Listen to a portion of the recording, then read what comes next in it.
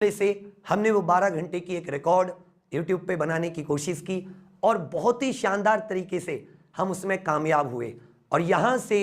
YouTube पर एक अलग ही क्रांति की शुरुआत होती है। ये जो मोमबत्ती की जंग थी, ये जो भरोसा था हमारा हमारे ऊपर, ये जो हमारा आत्मविश्वास था और हमारा जो कुछ कर गुजरने का इरादा था, आज उसी इरादे हौसले के बल पर उसी शहर में, जिस शहर ने कभी धक्का दिया था,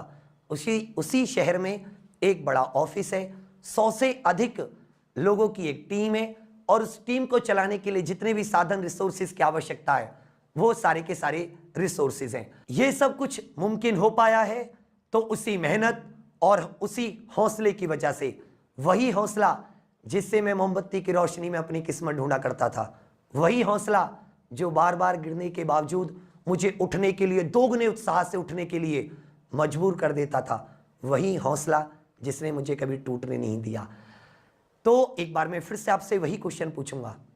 कि एक मोमबत्ती से आप क्या कर सकते हैं। तो मैं तो सिर्फ एक ही चीज मैंने अपने संघर्ष से सीखी है कि हमारे अलावा हमारी कठिनाइयों को कोई दूर नहीं कर सकता और जब भी ईश्वर को हमसे कुछ करवाना होता है, तो जैसे हम सरकारी नौकरी का कोई टेस्ट देते हैं और यदि हम उस टेस्ट में पास होते हैं तो वो सरकारी नौकरी, तो वो सरकारी काम करने का पद हमें मिलता है, वैसा ही जब ईश्वर हमें कुछ देना चाहता है तो हम उसके लायक हैं या नहीं हैं, तो वो हमारा एक टेस्ट लेता है और वो हमारा टेस्ट लेता है हमें कुछ कठिनाइयों में डालकर। वो देखना चाहता है कि क्या उन कठिनाइयों से लड़ने का, उन कठिनाइयों से जीतने का, उन कठिनाइयों को खत्म करने का हमारे पास हौसला, जुनून, इरादा है या नहीं है। तो एक ही बात कहूँगा कि इरादा रखिए, एक दिन आप उन कठिनाइयों से जरूर जीत जाएंगे। थैंक यू, धन्यवाद।